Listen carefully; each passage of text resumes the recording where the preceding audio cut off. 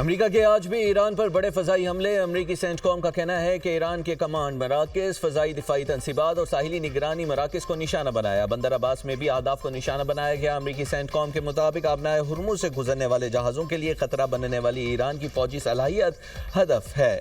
ایرانی میڈیا کے مطابق اہواز، قشم، چابہار اور بندر عباس میں دھماکوں کی آوازیں سنی گئی۔ ایران کی اہواز کے کینسر ہاسپٹل کے قریب حملے میں تصدیق۔ بیان میں کہا کہ حالیہ امریکی حملوں میں ایرانی فوج کے 7 اہلکاروں سمیت 35 افراد شہید، 300 زخمی ہوئے۔ پاسداران انقلاب کے مطابق تہران کے قریب پاک دشت میں فضائی دفاعی نظام نے حملہ ناکام بنایا۔ حملوں میں سمنان ایئرپورٹ کے کچھ حصوں کو نقصان پہنچا ہے۔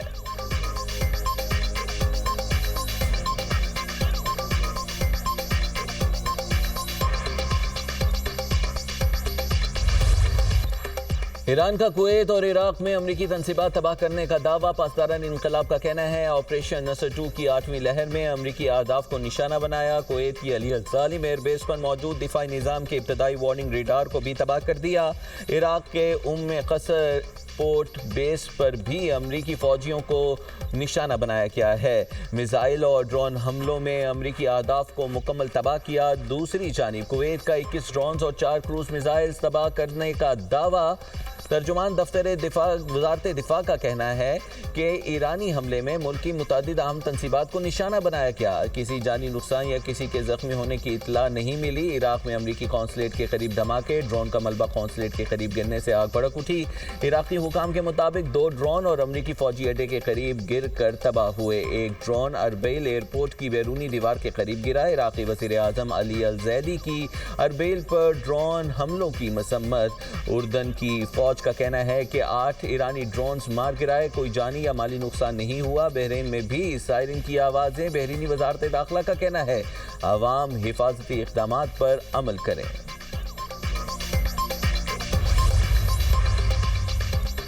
امریکہ کے صدر ڈونلڈ ٹرمپ نے ایران میں زمینی فوج بھیجنے پر غور شروع کر دیا۔ امریکی اخبار کا امریکی اہلکاروں کے حوالے سے دعویٰ، کہا صدر ٹرمپ آبنائے ہرمز کے قریب ایرانی جزائر پر قبضے کے لیے زمینی فوج بھیجنے پر غور کر رہے ہیں۔ ایرانی پلوں پر حملے کی دھمکی کے سوال پر امریکی صدر نے کہا کہ مجھے ڈیڈ لائن دینا پسند نہیں، ایران کو اپنا رویہ بہتر کرنا چاہیے۔ ایرانی رہنما ملاقات کر کے معاملہ طے کرنا چاہتے ہیں، ہم دیکھیں گے ایران سے سمجھوتا کرتے ہیں یا نہیں۔ امریکی صدر نے ایران کو جلد شکست دینے کا دعویٰ بھی کیا۔ کہا ایران نے ایک امریکی شہری کو رہائی دے دی۔ جس خاتون کو رہائی دی گئی اسے بائیڈن دور میں ایران نے گرفتار کیا تھا۔ امریکی خاتون ایران سے باہر جا چکی، محفوظ اور اچھی حالت میں ہے۔ ایران کی جانب سے خیر زگالی کے اس اظہار کو امریکہ سراہتا ہے۔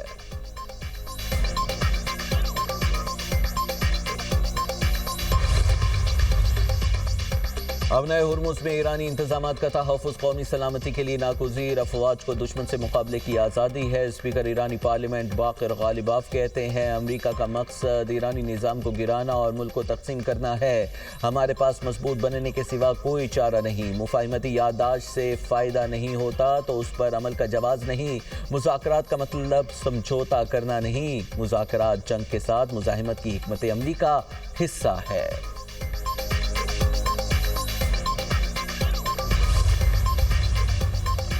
ایرانی بندرگاہ جانے کی کوشش کرنے والے ٹینکر جہاز کو ناکارہ بنا دیا۔ امریکی سینٹرل کمانڈ کے مطابق تجارتی جہاز نے امریکی ناکہ بندی کی خلاف ورزی کی کوشش کی۔ جہاز نے متعدد بار وارننگز کو نظر انداز کیا۔ امریکی طیارے نے ہیل فائر میزائل مار کر جہاز کو ناکارہ بنا دیا۔ آئل ٹینکر MT بیلما ایران کے جزیرہ خارق جا رہا تھا۔ سینٹکام کا ناکہ بندی کے دوران ایرانی بندرگاہ جانے والے 3 جہازوں کو روکنے کا بھی دعویٰ کیا۔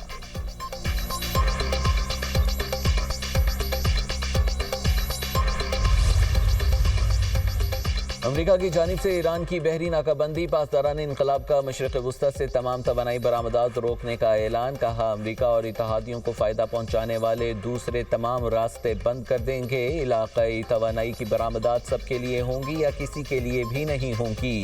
ایرانی حق حکمرانی تسلیم کرنے تک آبنائے ہرمز بند رہے گی۔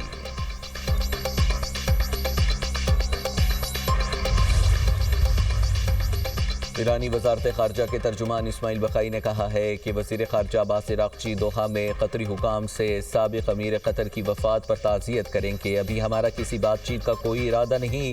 امریکہ نے اپنے وعدے پورے نہ کر کے مفاہمتی یادداشت کے تحت اپنی ذمہ داریاں ترک کر دی. جب دوسرے فریق نے اپنی ذمہ داریاں ترک کی تو ہمیں بھی اپنی ذمہ داریوں سے گریز کرنا پڑا.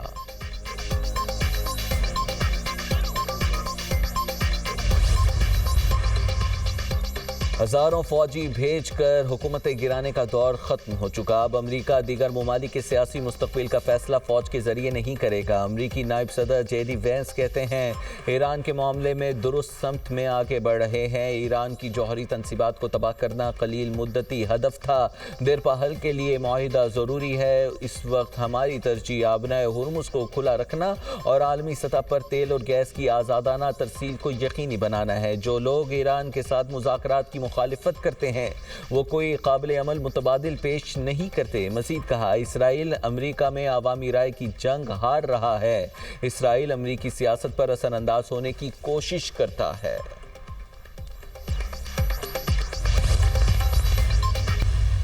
اگر پاکستان کے خلاف، پاکستان کے فوج کے خلاف، ہمارے ان سپاہیوں کے خلاف کوئی بات کرے گا کشمیر کے اندر سے یا پاکستان میں سے، کوئی کارکن ہو، کوئی عام آدمی ہو، کوئی سیاستدان ہو، تو ہمیں یہ برداشت نہیں کر سکتے ہیں. ہمارے افواج جو ہمارے سرحد و محفوظ رکھتے ہیں، جنہوں نے حال ہی میں 1 سال پہلے ہی مودی کو ایسے عبرتناک شکست دلوائی ہیں جو انشاءاللہ تعالیٰ تاریخ یاد رکھے گا، تو وہ ہمارے ریڈ لائن ہے، وہ بھی ہم برداشت نہیں کر سکتے. عالمی سطح کی سازشیں چل رہی ہیں اور ان تمام سازشوں میں پاکستان کا جو کردار ہے، ہمارا فیلڈ مارشل کا جو کردار ہے، وہ آپ کے سامنے ہے. پاک فوج ہماری ریڈ لائن ہے. پاک فوج اور شہداء کے خلاف کوئی بات برداشت نہیں کریں گے. افواج ہماری سرحدوں کو محفوظ رکھتی ہیں. سیاست کرنی چاہیے پر لفظوں کا چناؤ مناسب ہو. فیلڈ مارشل کی عسکری بصیرت کی دنیا معترف ہے.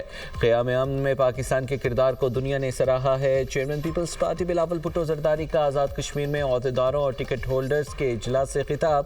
بولے کشمیر کی صورتحال پر مکمل توجہ مرکوز ہے.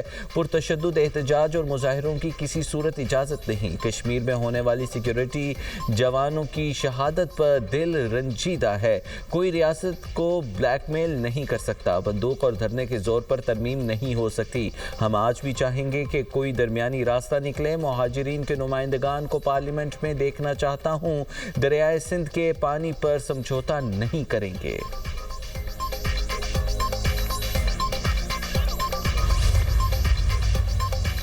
ملک اور اداروں کے خلاف پروپیگنڈا برداشت نہیں کریں گے. وفاقی وزیر حنیف عباسی کا ورکرز کنونشن سے خطاب. کہا شہداء سے متعلق مولانا فضل الرحمان کے بیان کی شدید مذمت کرتے ہیں. شہداء اور ان کے اہل خانہ ہمارے ماتھے کا جھومر ہیں. مارکہ حق میں بہادر فورسز نے دشمن کو عبرتناک شکست دی. کشمیر پاکستان کی شہرگ ہے. کشمیر کے انتخابات میں بھرپور کامیابی حاصل کریں گے.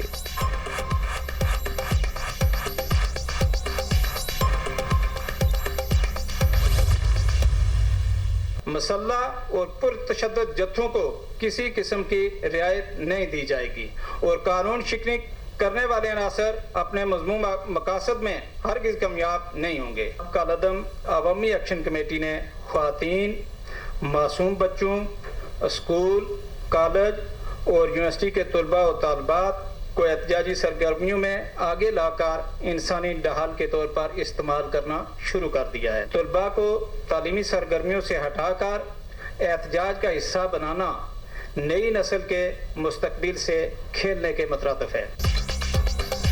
غیر قانونی سرگرمیوں میں ملوث افراد کے خلاف سخت کارروائی کا اعلان. کالعدم کمیٹی نے اداروں کے خلاف منفی پروپیگنڈے کو وتیرہ بنا لیا.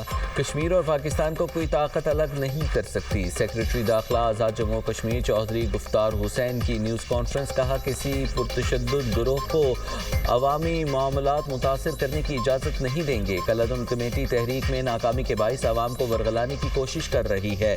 عوامی حقوق کے نام پر اشتعال انگیزی پھیلائی جا رہی ہے. سوشل میڈیا پر جھوٹا پروپیگنڈا پھیلایا جا رہا ہے.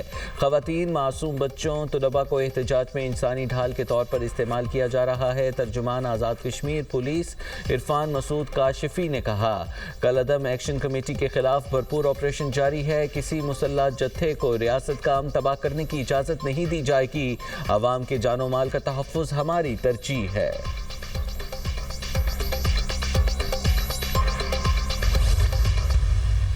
Green corporate life stock initiative साथियों को ताज़ीन पेश करना चाहता हूँ। लाइफ स्टॉक के हवाले से जो काविशें की हैं वो यकीनन लायके तारीफ़ हैं, मगर ये एक लंबा सफ़र है, मिलकर हमें तय करना है, यानी वफाक और सूबाई हुकूमतों ने मिलकर। अब हमें बातों से आगे बढ़कर अमल की तरफ बड़ी तेज़ी से बढ़ना है। मेरिट पर समझौता हो रहा था, सिफारशी लोग चीन भिजवाए जा रहे थे। मैंने पूरे सिस्टम को स्क्रैप किया, थर्ड पार्टी वैलिडेशन कराई कि नौजवान चीन से क्या सीख कर आए हैं। 1000 नौजवान ज़रई ग्रेजुएट्स को मेरिट पर चीन भेजा गया। वज़ीर आज़म का मज़ीद 1000 बच्चों को चीन भिजवाने का ऐलान। शहबाज शरीफ का लाइफ स्टॉक की इस्तेदाद के हवाले से कौमी सेमिनार से खिताब। कहा, जदीद टेक्नोलॉजी से हमारी ज़राअत में इनकलाब आएगा। जदीद टेक्नोलॉजी की अदम दस्तयाबी की वजह से हम खिते में लाइफ स्टॉक के शोबे में पीछे हैं। लाइफ स्टॉक की तरक्की के लिए विफाक और सूबों को मिलकर काम करना होगा। हमें सूबों के साथ मिलकर लंबा सफर तय करना है।